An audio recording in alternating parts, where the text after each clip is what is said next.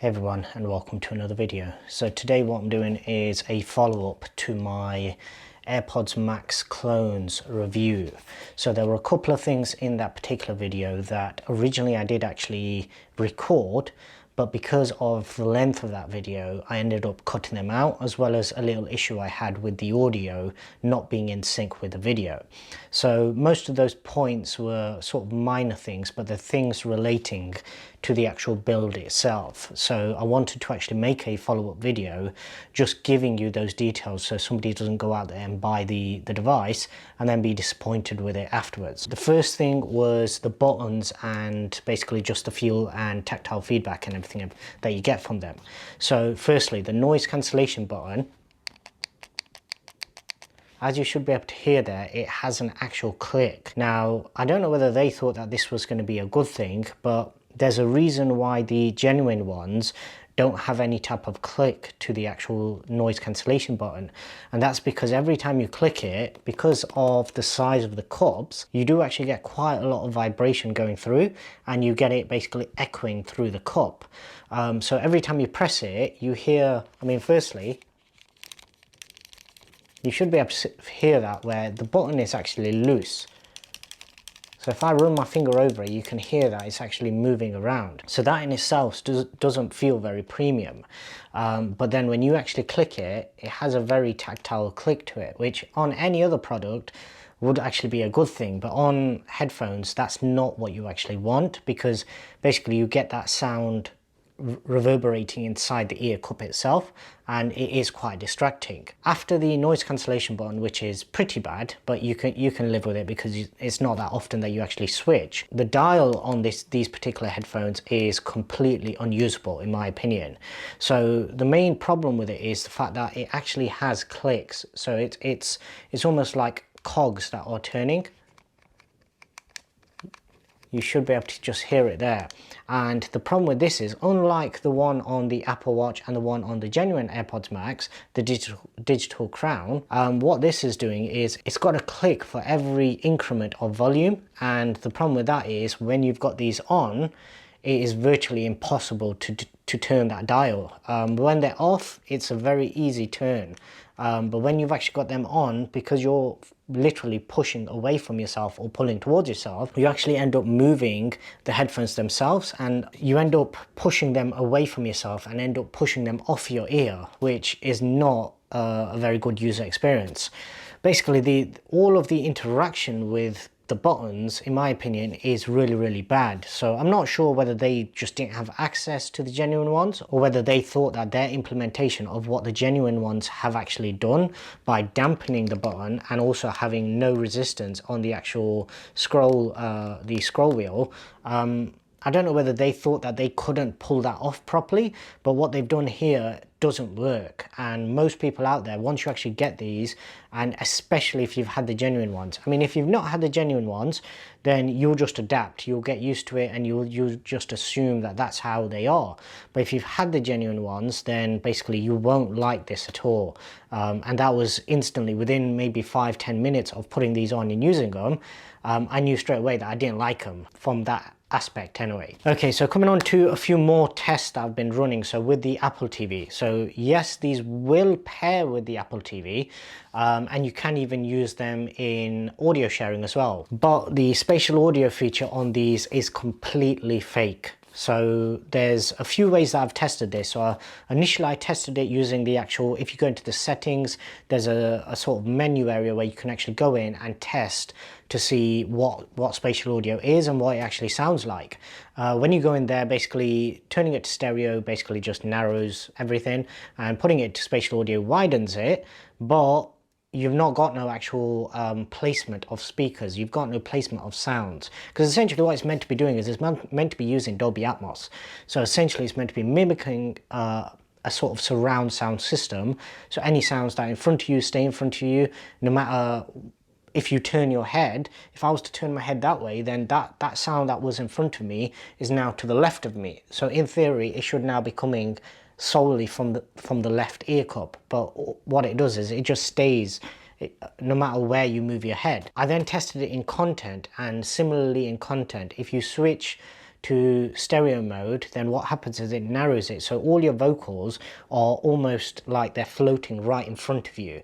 Whereas in spatial audio, what it does is there's distance to it, and it actually centers it around the TV itself.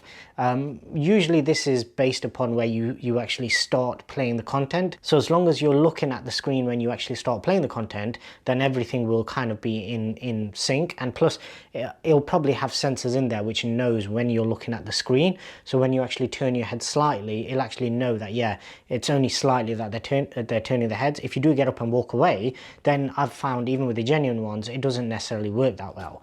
But with these, it's completely fake. It doesn't work at all. So that spatial audio toggle, which is on both the iPhone and the Apple TV, it does show up on there, and it does highlight and allow you to click it as well. It doesn't work at all. Second to that is the sort of noise cancellation part of it, and having listened to it in a more silent room and with nothing on, basically no TV, nothing, I literally just toggle through the modes using the remote on the Apple TV. And what it actually does is when it's off, because I mentioned in the full review video that the cups are actually quite firm, so it does actually isolate quite well. It gives you a lot of isolation just off the cups themselves, and that is pretty much where most of your noise cancellation is actually coming from. And then what it does is when you have noise cancellation enabled, it's just one constant frequency that it's playing through. It's like a white noise that it's playing through. Unlike proper noise cancellation, what proper noise cancellation does is it sort of scans your environment and it highlights what frequencies there are. Constant vibrations, constant frequencies, nothing that is like speech. It's very hard for it to dampen down speech, but anything like a washing machine, anything that's got constant noise, it'll assess what that frequency is, and then it'll play the opposite of that in order to drown that out. Whereas what these do is they just play a constant tone. It's just one constant tone in the background, which does help a little. It will drown out certain frequencies, but it won't work that well for what the genuine things do, where basically no matter what environment you are in, it'll adapt to that and it'll actually work really well for that. These don't do that. The transparency mode, once again, it's using the microphones and it's channeling a little bit of sound through, but it's nowhere near what the genuine things are, and it's not even close to some of the cheaper head units out there that I've tested, such as the Ambio smart headset. That was only a £40 headset.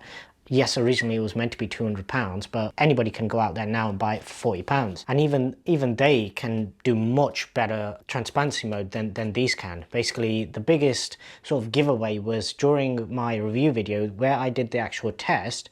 When I had the genuine ones on, you could hear my speech almost, I wouldn't say exactly like not having the headphones on, because the Ambios can't actually pick it up in that same way, but when you're wearing them, it is pretty much like that. Like, you can talk and your own voice is normal. You don't have to raise your voice. You don't end up shouting because of it. Whereas what I did find with these is the fact that whenever I've got them on, if I'm doing any type of test, I end up speaking much louder, because it's that same thing. It's not actually channeling the sound through in the way that the genuine ones do. After that, obviously the final sort of thing, the nail in its coffin, if you like, is the fact that I did highlight that, yeah, these are missing a fixing in the right ear cup, I believe it was. Yeah, just there. So you should be able to see just there, this fixing right here is actually missing, which, bearing in mind these were sent out to me for review, yes, they were packaged up and everything, but it wasn't actually, I can't remember if they were actually sealed. I don't think there was a seal around the package. It did arrive in the normal browny, orangey kind of tape wrapped up in the cardboard box, but I don't remember there being any type of vacuum seal on these. So bearing in mind that the seller could have actually checked, I'm a little disappointed the fact that the quality control wasn't actually done to make sure that the set that was sent out to me was basically at least having all of the fixings that it's meant to have. Obviously I'm reviewing these, so it doesn't really matter too much to me. I'll probably just end up handing these on to somebody else because I only wanted them for the review. But for somebody out there that's paid their own money for it, if they get an actual unit with fixings missing, then I don't think they're going to be too pleased about that. Whether or not that makes a difference to the sound as well, because obviously it is vibration we're talking about, the speakers, the woofers will be moving. I don't know, it's not the best impression that you get from it. Yeah, so that's really it. I wanted to make this video before anybody actually started posting comments on the main video, and what I'm hoping to do is have this video go live the day after the main video goes live, just so then any questions that people have, this video can hopefully answer some of those for them. The audio sharing on the Apple TV, the spatial audio on the Apple TV as well as the iPhone, that hasn't worked on either.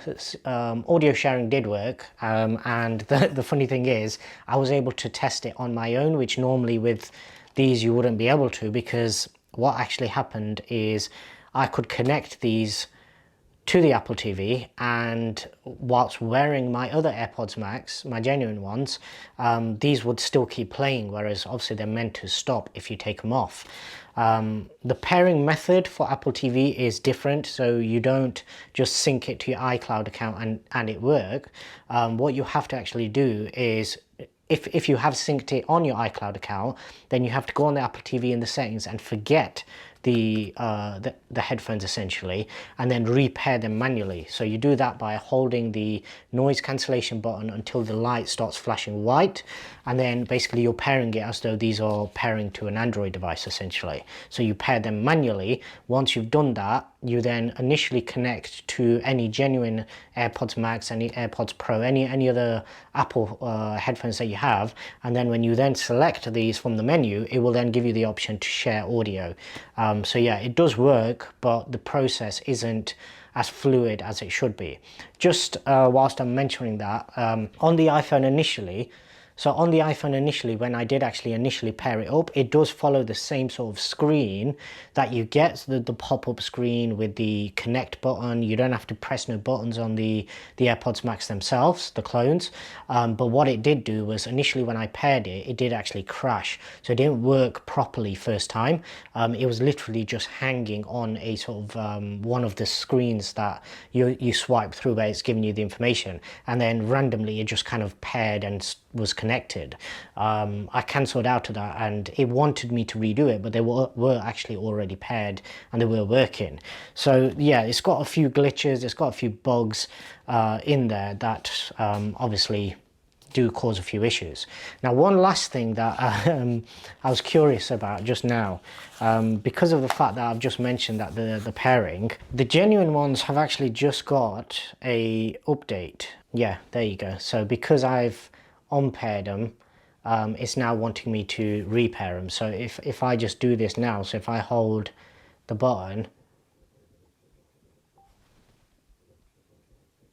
and it's still telling me to hold the button, I'm holding the button, I don't know how much longer it wants me to hold the button. Now it's doing connecting.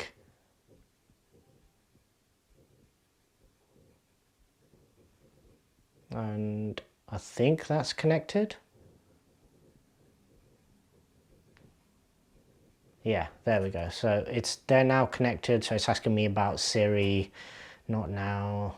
It gives me the pop-up percentage. It pops up in the battery bar. That's all good. The one thing I'm curious about now is Find My. So the genuine ones now have Find My support. So I'm wondering whether these ones also have. Yeah, so on the replicas, all you're getting is the old system of where it just gives you the option to play a sound. Let's see if that works. It's trying to connect. Not really doing anything. No. So Find My doesn't appear to work. It was a long shot because that only just came to the genuine one, so I wasn't really expecting it to have that. Yeah, so price wise, 115, roughly around 115 pounds, probably similar in dollars for people wanting to buy these. Would I personally buy these for that price? No. there will be people out there that will want these. Sound wise, they're not actually too bad. These aren't really doing the other things that the AirPods Max are doing, which actually makes them sound so good. So all of the active or transparency modes, the noise cancellation modes, they make that audio so much better. These, I wouldn't say they're bad for the price. So obviously £100 headphones, if you were buying them just as £100 headphones, then they sound pretty decent. But the problem is, for other headphones in that sort of price range, you can get much better sounding headphones.